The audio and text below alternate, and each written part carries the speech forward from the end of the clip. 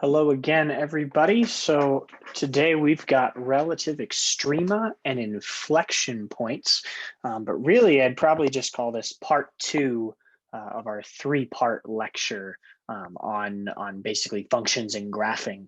So this lecture will be very closely tied to the shapes of graphs lecture, and it'll also, which we just did, and it'll also be very tied to the next lecture, which will be curve sketching. So from that last lecture, let's recall some of these important points that we've talked about. So we've talked about if I have a function, f of x, let's go ahead and put that up there. F of x is my function. Then if I have a value of x such that f of a is equal to 0, then we would call that point a 0 or a root, or maybe even an x-intercept, depending on the context that you were talking in. And so when f of x equals 0, we got a good name for that, and that's even before calculus. We know what roots and zeros and x-intercepts are. Now, if I take that function and I take a derivative of it, and I set that derivative equal to 0 or undefined, then you're going to end up having that point that works for be a critical point. So any point such that any x value that gives you either 0 or undefined for your derivative, that's going to be a critical point. And very quickly, just as an example of that, let me write up an example here in nope, not inflection point, critical point example. So critical points example. And so let's say that I have a function that, and I'm actually just gonna say, hey, what if we have a derivative that looks like this? I'm not, in this case, I'm not worried about what the actual function is. I just want to know what the derivative is, or excuse me, I just want to know what the critical points are. And so I'm just going to give us the derivative right off the bat. So presume you had a function f of x and you took a derivative and this is what you got. Well, in this case, what we're trying to do for critical points is we're trying to set this function equal to 0, and we're also trying to set it equal to undefined. And what we're doing there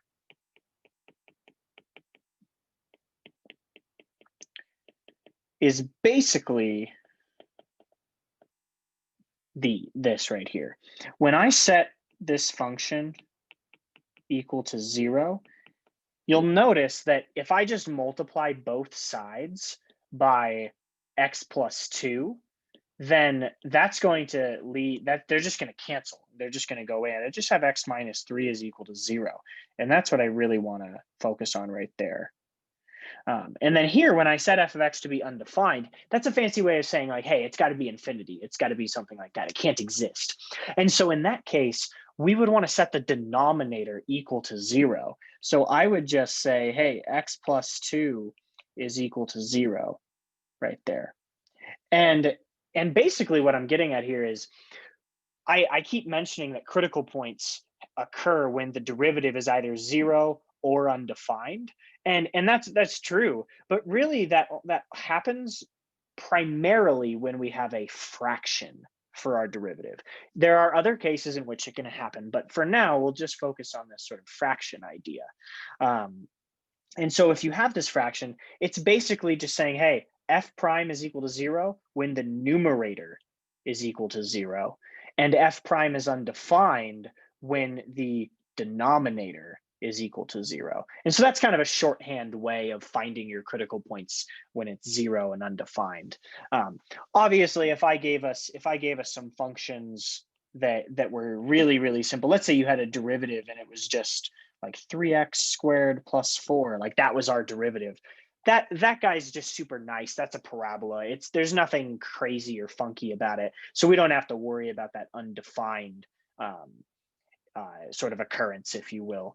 But if you have more complicated derivatives, then you may have to worry about it being undefined. And it very well could be more complicated than just this fraction. But that's just a starter example that I'd show. So critical points, we've got f prime equaling 0 undefined. That's a critical point.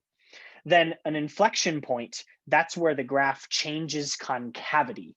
And remember, that is not the same thing as saying that f double prime is equal to 0.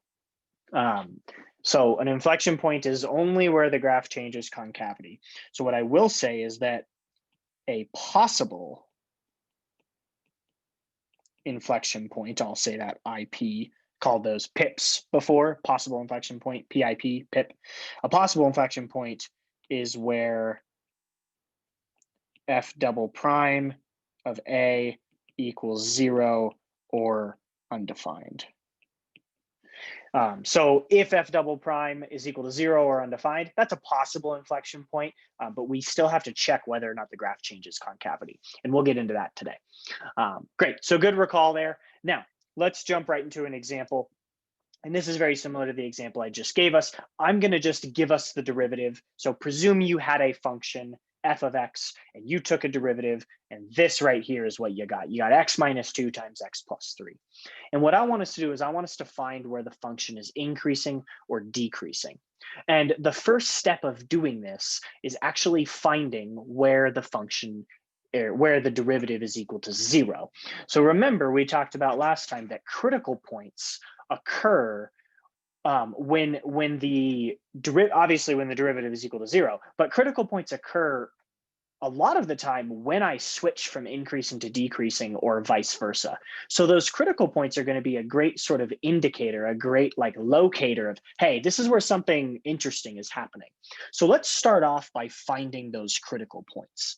And it should be very straightforward based on this function, this derivative that I've given us. We just set the derivative equal to 0. And then we just get our two answers. We get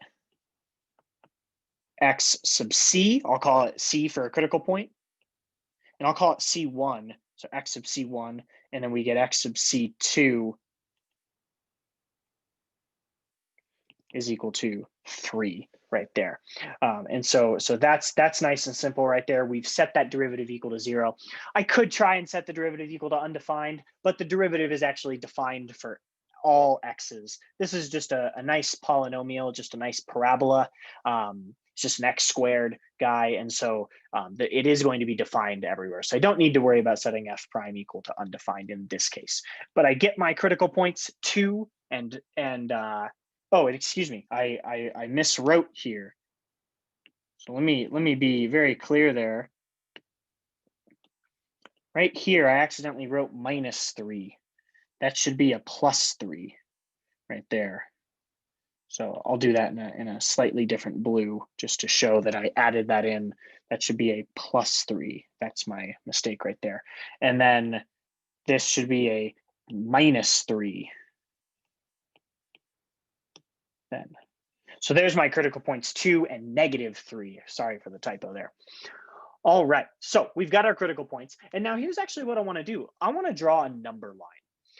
And because really with the work that we did before last time, we could go on and we could say, all right, so we have f prime is equal to x minus 2 times x plus 3. And we know that we're increasing when f prime of x is greater than 0. So I could just set x minus 2 times x plus 3 greater than 0. And we could solve this inequality right here.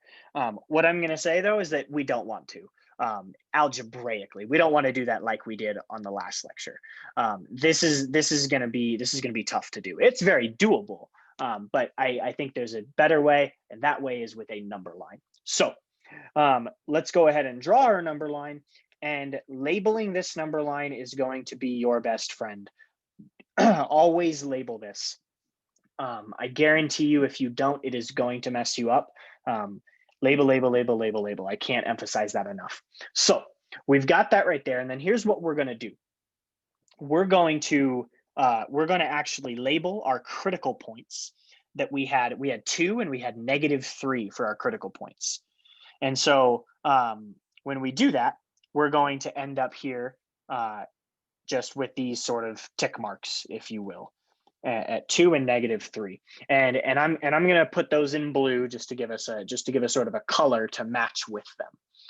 And then here's what I want to do. Well, what I'm going to do is I am going to pick a random point in each of these regions, each of those circled regions right there. So basically here and onwards, here to here, and then here and onwards right there. And so I'm going to pick a point in each of those regions, and I'm going to take that point and I'm going to plug it into F prime. And those points that I'm going to use, I'm going to call those test points. We're going to put those in red. So what you'll notice is I've just chosen, for this middle section right here, I've just chosen 0. It's a nice, simple, easy number, and that's going to be my test point. And I'll show you what we do with it in just a second. But then in this region over here, from -3 and onward, I'm going to choose -4 as a test point. And then here for 2 and onward, I'm going to choose +4 as my test point. And so with these test points, what I'm going to do is I'm going to take each of them and I am going to plug them in to the derivative and I am going to evaluate them.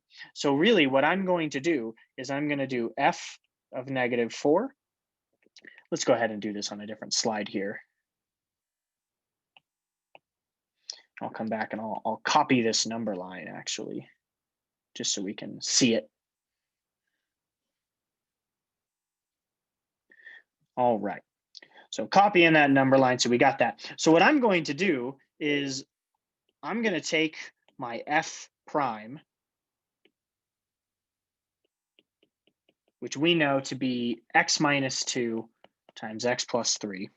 I'm going to take that and I'm going to evaluate f of -4, f of 0, and f of 4. And when I do that,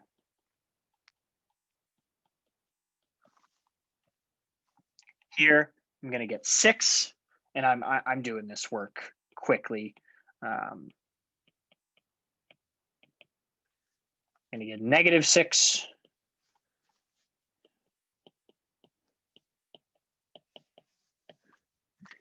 I'm going to get 14 right there. And so here's what I'm doing here. I'm taking these test points and I'm plugging them into the derivative and I'm getting out these values right here. And that's all good. The question here is, why am I doing such a thing? And the reason that I'm doing that is because on this number line that I have up here, what this number line is showing me, and let me actually come back over here. What this number line shows me is it's going to tell me where my derivative is either positive or negative. And remember, the derivative being positive or negative indicates that the function is increasing or decreasing. So really, I answer my question there. So what I'm doing with these test points here is by plugging them into the derivative, I find the value and I just see, hey, is that value positive or is that value negative? And that basically just answers my question. And so you can see this work here. What I'm noticing is positive, negative, and positive. And so what I end up doing here is I take these test points that I have right here, and I go ahead and I just write right above them positive, negative, and positive. And so you'll notice here, I have my 6, my -6, and my 14. And like I said, those are positive and negative and positive respectively. So positive, negative, positive. So all I do is I just take that and I just write, hey, positive, negative, positive. And what this is telling us is that, hey, my function is my, excuse me, my derivative is negative in this region right here between -3 and 2. So that because my derivative is negative, that means that my function is increasing, or excuse me, decreasing. I misspoke there. Because my derivative is negative, my function is decreasing. And then in these regions here, in these outer regions to the right of 2 and to the left of -3, my derivative is positive, and so my function, my original function, is increasing. And so at this point here, there's typically one question that I get asked a lot, and that's, well, how am I allowed to just pick these test points and know that it works for the entire region? So if I just say, hey, here's a test point, here's a test point, here's a test point, how do I know that if I were to plug in 3, that I wouldn't get a negative, right? I got a positive for 4, but how do I know that I wouldn't get a negative if I plugged in a 3? And really, I'm going to kind of sort of answer this hypothetical question pretty loosely. It doesn't happen. Basically, as long as you found your critical points appropriately, these regions, they are independent of each other, and nothing really changes in those regions. And that's something that you can be sure of. And so that's why we're able to just pick random test points in each of those regions. And once we have those test points, we're basically just saying, hey, look, if I take f prime of 0, f prime of 0 is what do we get for that? We got -6, which is definitely negative. So in this region here, I can just put a negative, and there we go. And then over here, we end up putting the positive and the positive like we saw.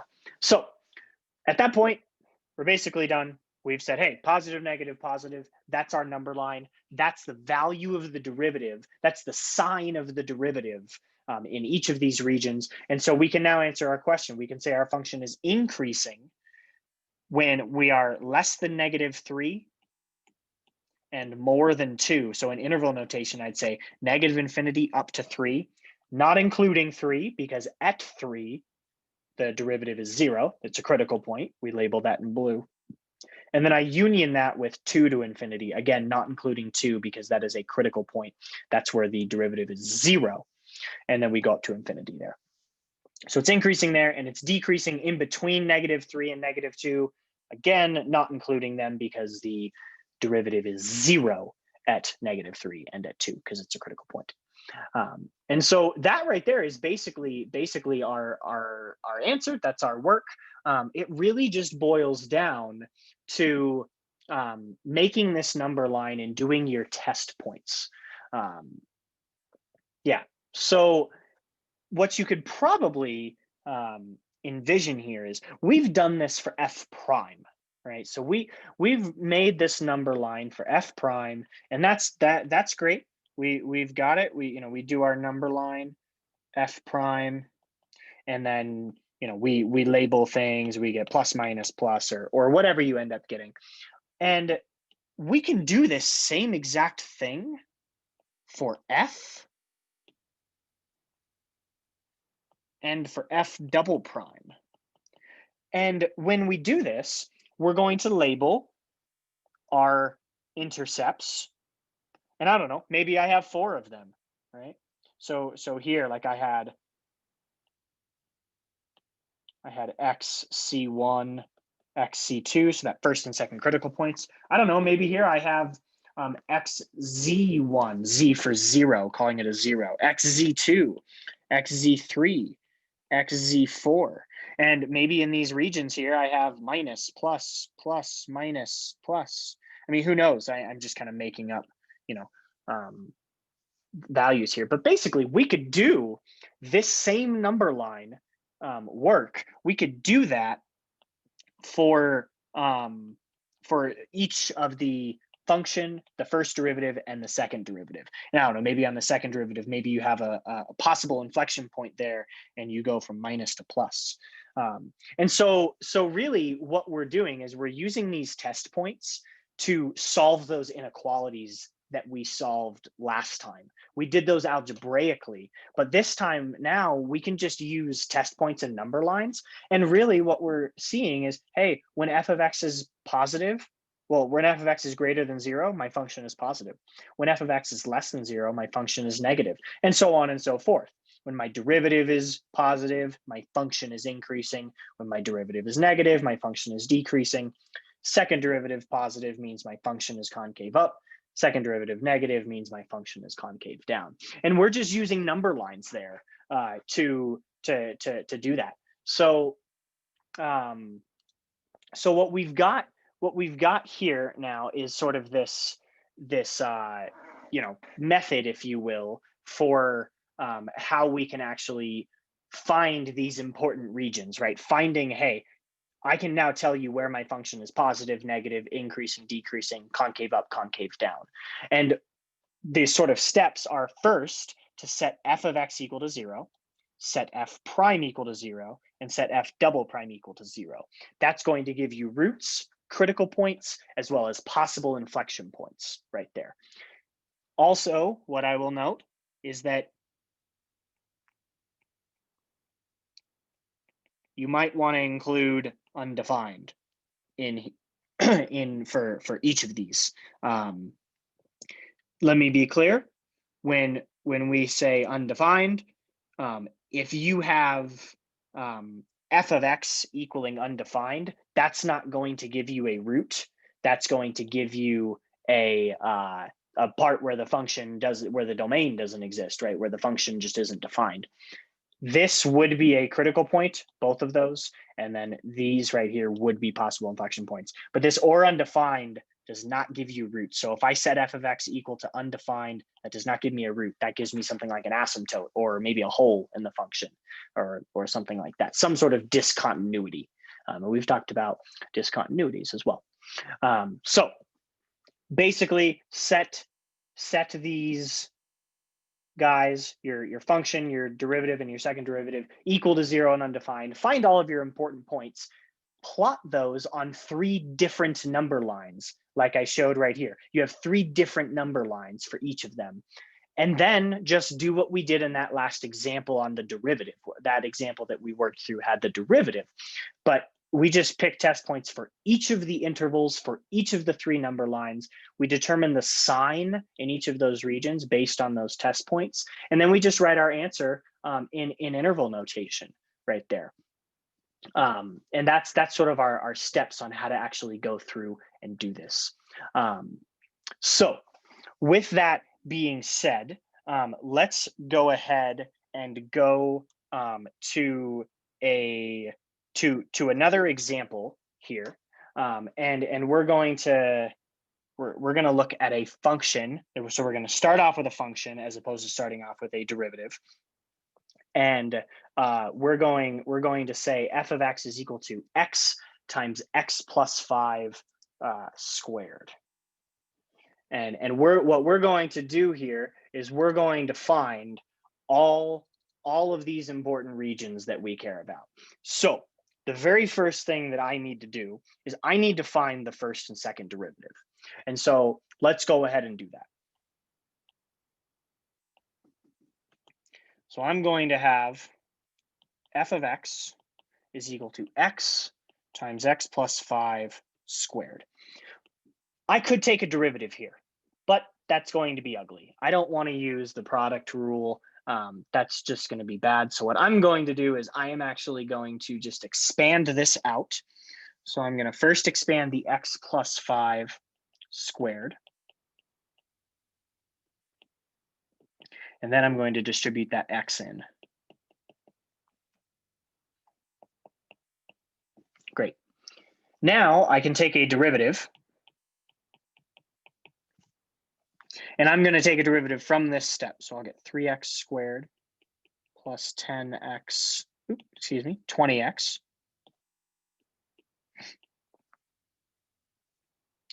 And over here, I missed an x right here. So sorry, typos all over the place. Right here, when I distribute this x in, I get x cubed plus 10x squared plus 25x. I just kind of added that x right in there.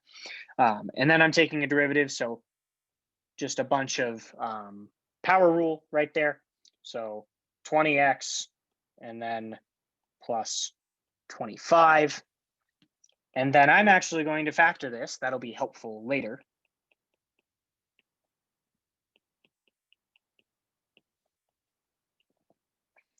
And then lastly, the second derivative, I'm going to take the second derivative from this step right there, as opposed to taking it from this step here, because I don't want to use that product rule. We might as well just do a simple power rule.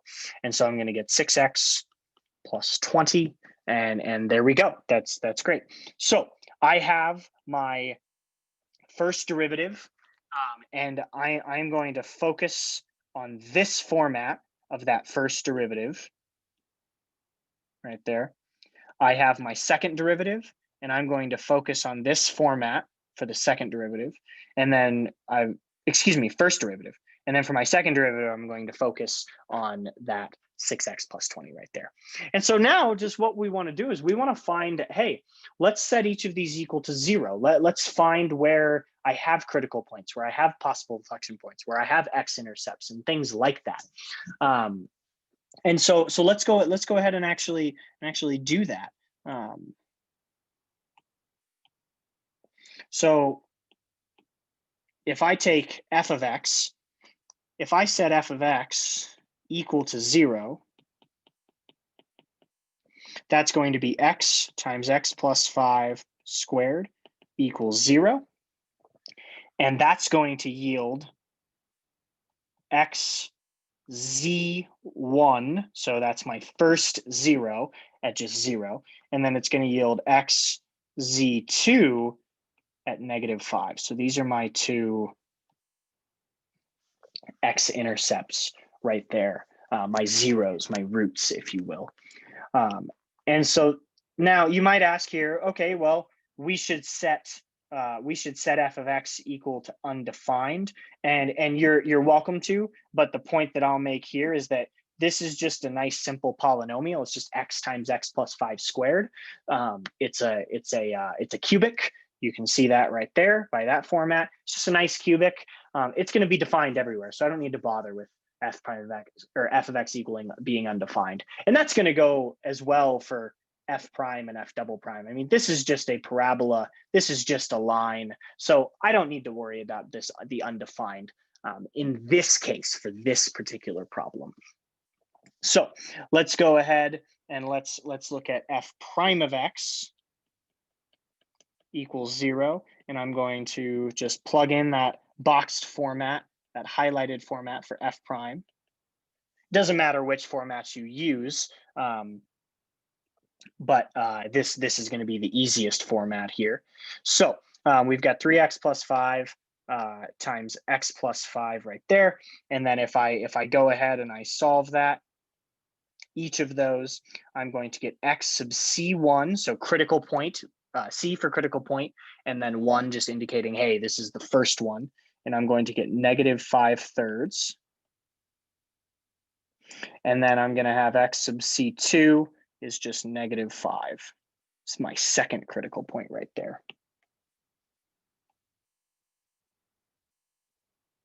And there we go. So now lastly, let's set f double prime of x equal to 0. I'm going to have 6x plus 20 equals 0. This one's straightforward.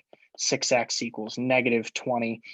X pip, I'm going to call it a possible inflection point. I do not know if it is an inflection point yet because I have to check whether or not the concavity changes, but it is definitely a possible inflection point. It might be, and that's going to be -10/3, just simplifying that fraction down right there. So down at the bottom here, we've got all of our x-intercepts, our zeros, we have our critical points, and we have our possible inflection points over here. And so now I can just make my number lines. And so let's go ahead and actually do that. Let's make a number line for each of these. I'm going to make all of these number lines in white.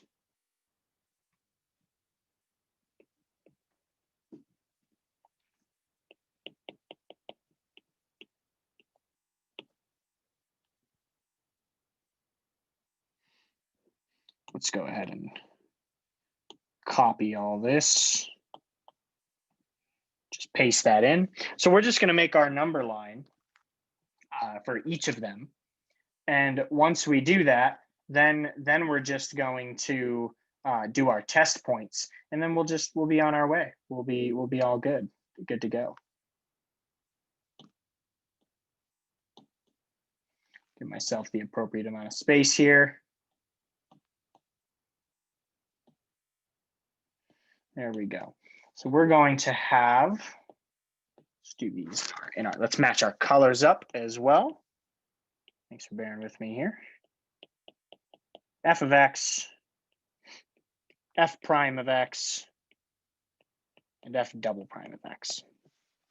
So in the matching color, I am going to mark where we had our x intercepts, our zeros, if you will. And that was at 0 and -5. Just looking right back here, down there. Now we've got -5/3 and -5. So let's go ahead and mark those, right, in the appropriate spots. -5 and -5/3. And so that's just these right here. And then lastly, we have -10/3 for our possible inflection point. So I'll mark that down here, -10/3. And what you are going to notice here is that I have actually been very deliberate about where I mark these.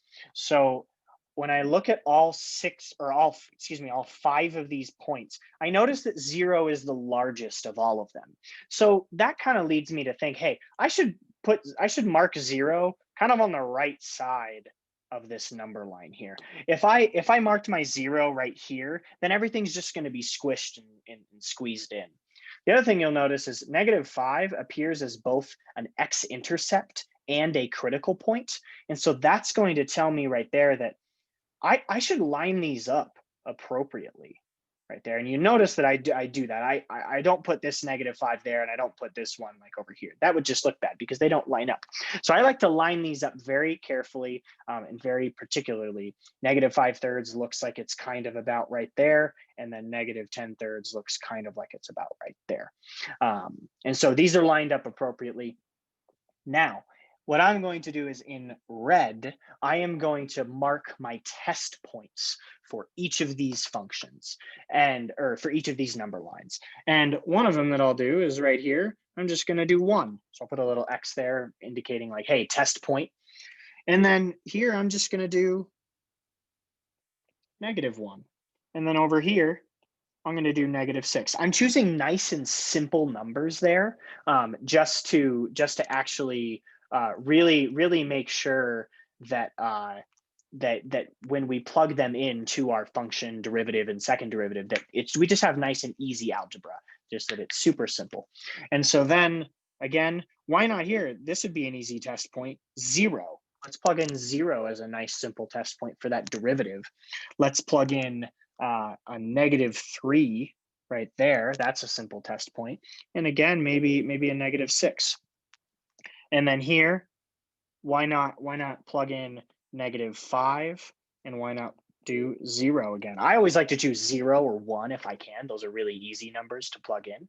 But basically what we've got here in the red on all of these, those are values, those are X values, they're test points that I'm going to plug in into the respective function derivative and second derivative. And I'm going to see whether I get a positive or a negative sign out. So let's actually go ahead and do that.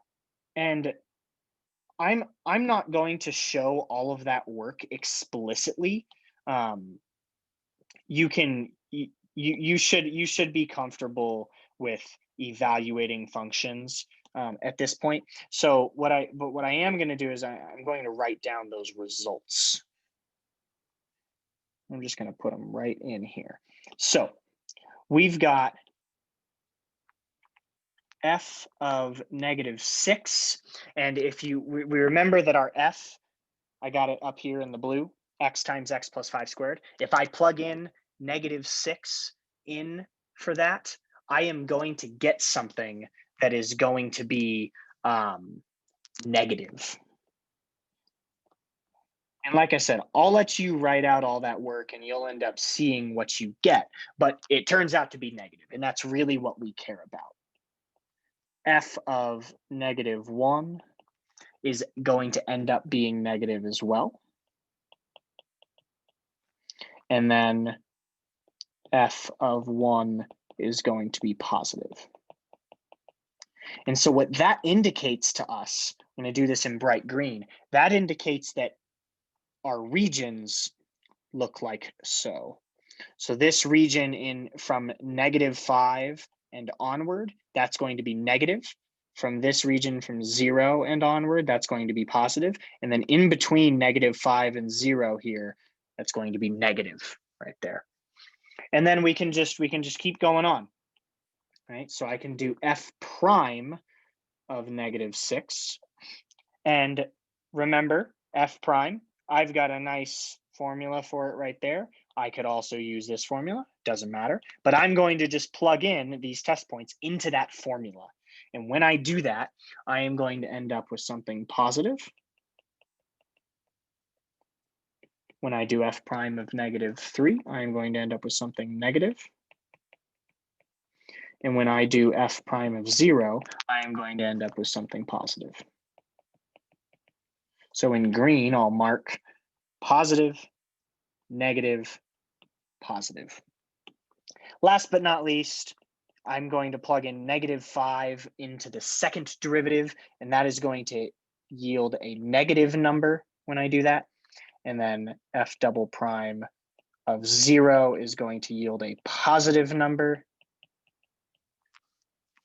Immediately at this point, I get really happy because I notice that on this possible inflection point here, my concavity, my second derivative, which indicates concavity, changes from negative to positive. So this actually is going to be an inflection point, and we could actually state that now, that it will be an inflection point. So that's good to know. So there we go. There's our number lines. What I'm going to do is I'm actually going to copy this page one more time, and I'm going to sort of clean up these number lines just a little bit. So I'm going to get rid of a lot of this stuff over here. We don't really need all that.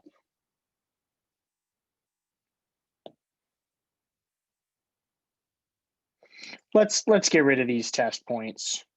Who needs them? We already dealt with them.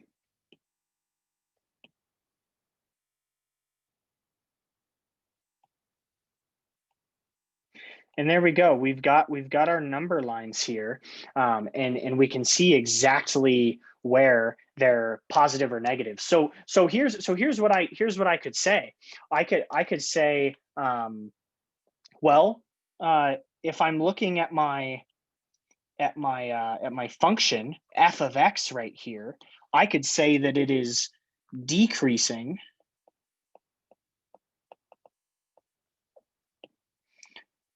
from -infinity to -5, and then union -5 to 0. And you'll notice in this case, I don't count that -5. And the reason is because we already found that f of -5 was equal to 0. This was actually an intercept right there. So it is in fact not negative. Even though my number line is negative for all of this over here, it's not negative at the x-intercept. Because that's an x-intercept, y is equal to 0, f of -5 is equal to 0. And so it's neither positive nor negative. So I'm decreasing there. And then I'll do this in yellow. I'll say increasing in the region -5 to 0. So that interval notation right there, not ordered pairs here, interval notation. And then, oh, and I have used a very bad, I've used wrong language there. That should not say decreasing and increasing. That should say negative and positive. Excuse me there. I'm having a lot of typos today. It's okay, as long as we catch them. So we've got negative and positive, and that's those regions. That's the interval notation for where it's negative and where it's positive. Then I'm going to have increasing and decreasing.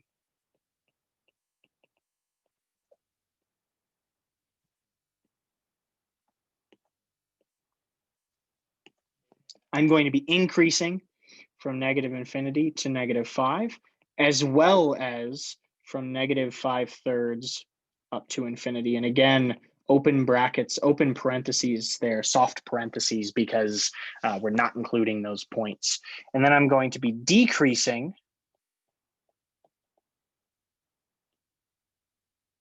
on that inner region right there. So -5 to -5/3, right there. Thanks for bearing with me squeezing all this in. Notice here that on this derivative, I use the words increasing and decreasing. And that's because when my derivative is positive, that indicates that my function is increasing. And when my derivative is negative, that indicates that my function is decreasing. And then lastly, we could say, hey, concave up. That's going to be -10/3 to infinity. And then we'll have concave down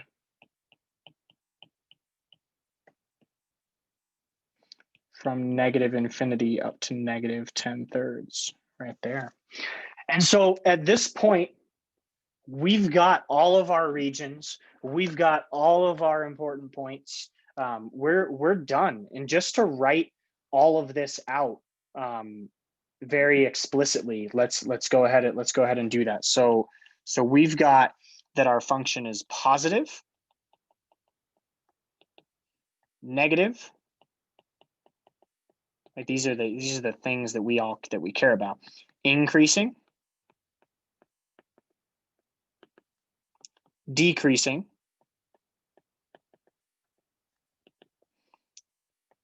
concave up, and concave down. We also want to make sure that we list the important points. And my important points are going to be any zeros, any critical points,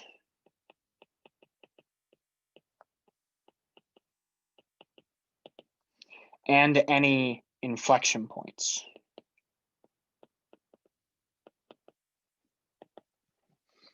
So positive and negative, well, we have that all right here. We have really all of that information right there. So let's just go ahead and sort of copy those down. So it's positive from, oh, and I made another mistake. Yikes. It is not positive from -5 to 0. It's positive from 0 to infinity. I apologize for all these mistakes that I'm making. We can see here that I have positive for this 0 and onward. So it's positive from 0 up to infinity right there. Thanks for bearing with me on all these typos. So I'm positive from 0 to infinity. I'm negative, as we found before, from -infinity to -5, union -5 up to 0. I am increasing when f prime is positive, which is given by this right there. And so that's going to be -infinity to -5, union -5/3 up to infinity, excuse me, not a 0.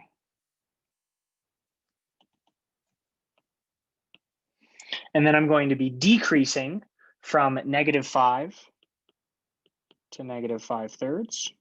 I am going to be concave up from -10/3 to infinity. I'm going to be concave down from -infinity to -10/3. My zeros, as we found before, were at x equals 0 and -5. My critical points were at x equals -5 and -5/3. And my inflection point is at -10/3. And remember, this -10/3 was initially a possible inflection point. But because our number line indicates that the concavity changes, that's going to mean that it is in fact an inflection point because the concavity changes. And so we can actually say that this is an inflection point. This sheet right here, this slide right here, that is everything. That's your final answer. You are good to go. You're good to move on to the next problem. I'm going to want to know, where is it positive, negative, increasing, decreasing, concave up, concave down. I'm going to want to know the zeros, the critical points, and the inflection points. Once you have all this, graphing this function is actually very easy, but we'll leave that for the next lecture. Great. So we've got that. And that's a good long, fully written out example. I do want to talk a little bit about relative extrema. And so moving on, let's just say that I have a point x equals c. So I have some point on the x-axis, and I'm going to label it by c. If f of c, so the y value, is the largest point in a nearby area, then x equals c is a relative maximum. So because it's the largest point in a nearby area, I'm going to say it's a maximum, but I'm going to indicate that it's a relative maximum. And then minimum is the same thing, but just if it's the smallest point. The best way to actually show this is via a graph. So we've seen this graph before. We would have relative maxima at A and at C, and we would have relative minima at B and at D. And that's because if I just look in a nearby area around A, that's going to be the largest point. I mean, I could zoom in, right? And I could say, hey, look, just look in this little region. That A right there, that's the largest point right there. And then same thing with C, and then same thing with B and D as being the smallest point in their nearby areas. So that's this idea of relative extrema, relative maximums and relative minimums. It's basically just saying, hey, look nearby. If it's the largest point, then boom, we're good. We can call it a relative maximum or a relative minimum. A more formal definition here would be to say that the function for a maximum, we would say the function is smaller than the point that we're talking about for all x around it, and that would be a maximum. So using that and looking here, I would say, hey, here's my function in the red. Here's my point f of c, f of a, I should say. And f of a is bigger than the function nearby. Boom, relative maximum. Same exact thing for minimum, but I'm just going to switch this sign. So I say the function is bigger than the point right there. So that's relative max, relative min. Why the heck do I care about this? Well, the reason I care about this is because on these relative maximums and these relative minimums, as we've seen before in the last lecture, these maximums and minimums tend to occur when I switch from increasing to decreasing, or from decreasing to increasing, or again, from increasing to decreasing, or decreasing to increasing.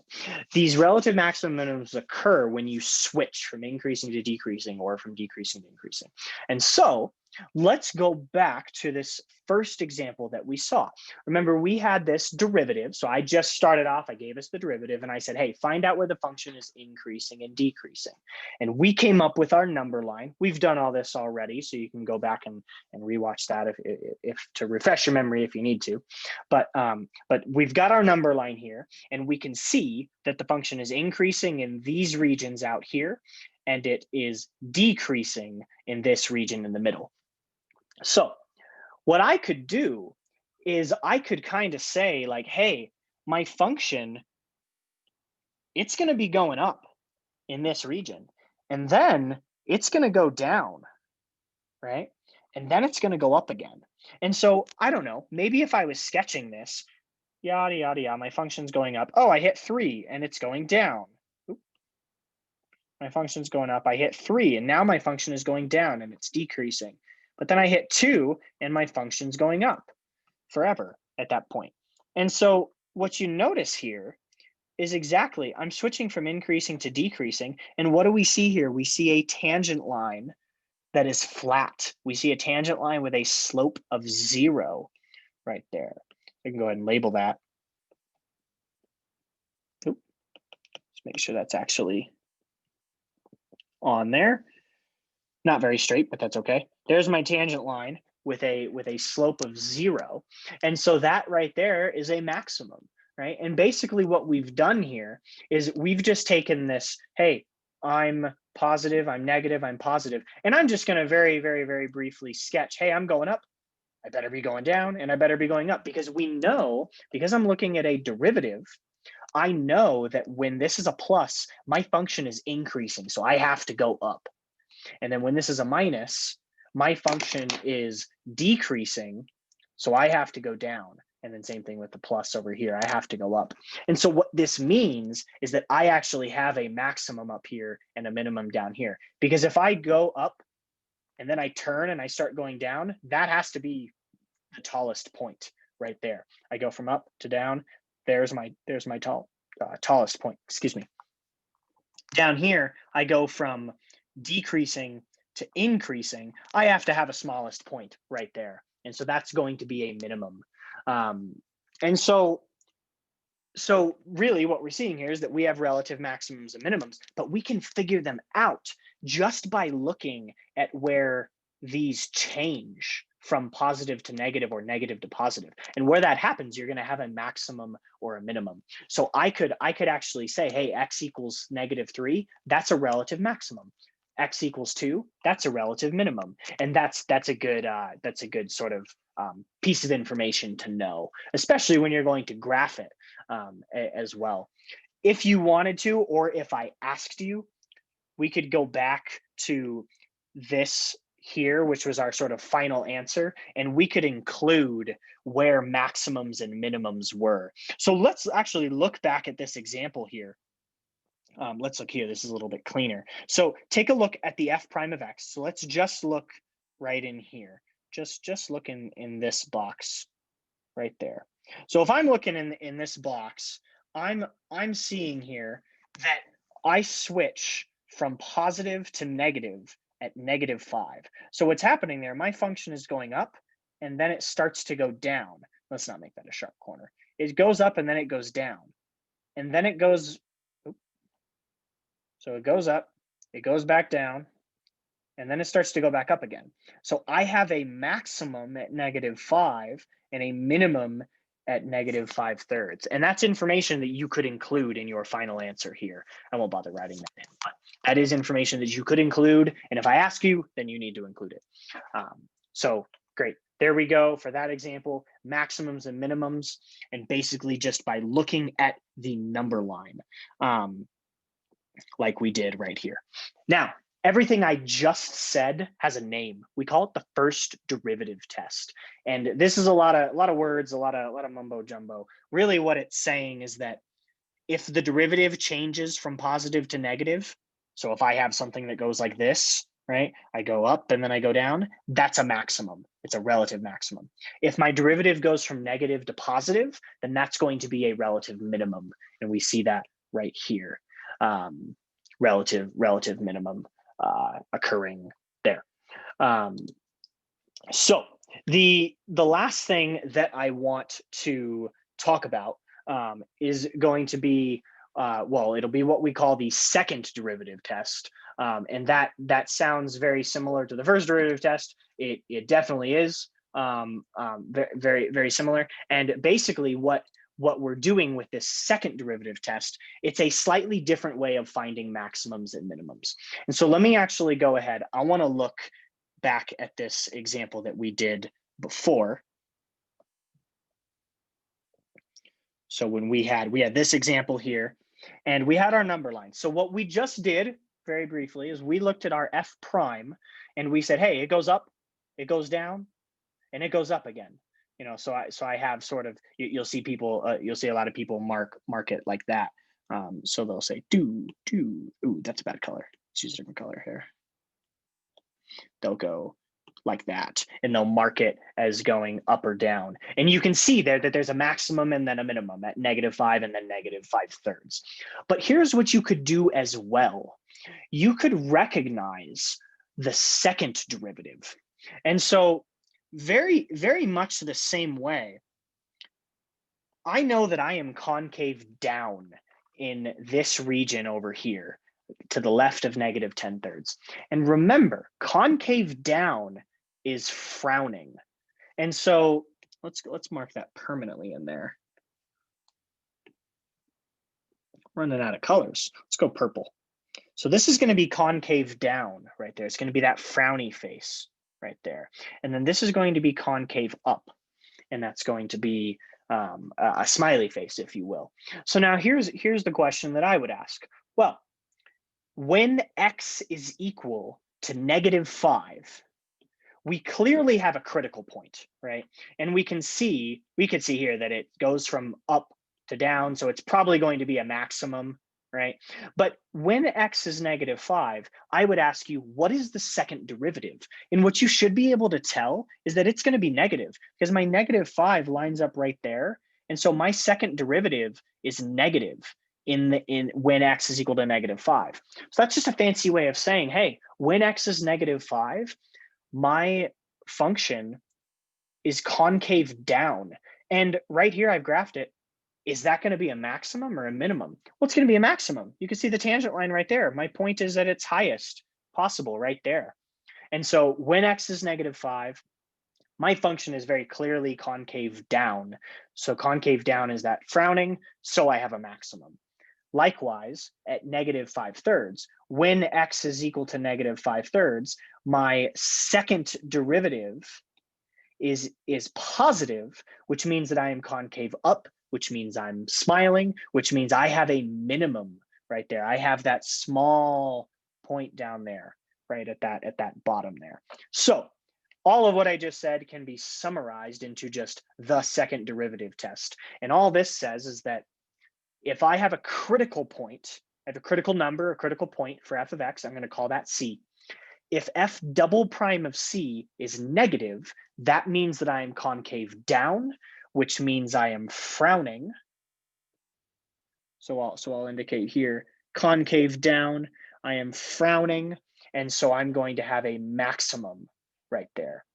And then if my f double prime of c is positive, that means that I am concave up and that I am smiling. And so I have a minimum, in fact, right there. And so I personally think I like the second derivative test a lot more. I think it's a bit more formal. I think it's a bit more rigorous. You don't really see us just kind of going, oh, look, here's some lines that go up and down, and oh, so it must be a maximum because I've drawn two lines that kind of look like that. It's a bit more formal, and it's more formal. It's a bit more rigorous, and so I like it a bit more. That being said, sometimes finding and or evaluating the second derivative is horrible. Let's say that you had a second derivative that looked like this. And I'm not going to mention how you might get here, but let's just say that you had a second derivative